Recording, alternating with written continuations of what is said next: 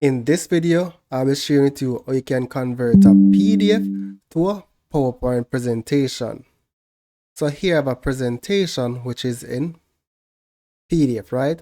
So to convert this to a PowerPoint presentation, let's go to ilovepdf.com, right? So it's ilovepdf.com. Now from the home page, you're going to select PDF to PowerPoint. I may be blocking that a little bit. Right, so it's going to be PDF to PowerPoint. So you're going to select the PDF file that you want to convert. So mine is on my desktop. So let's open it. Open file.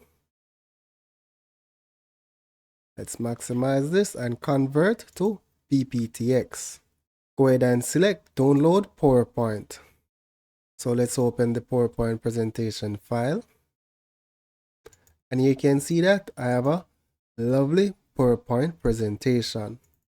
So once I enable editing, I can make changes. As you can see, I can make changes to the PowerPoint. And that's basically it.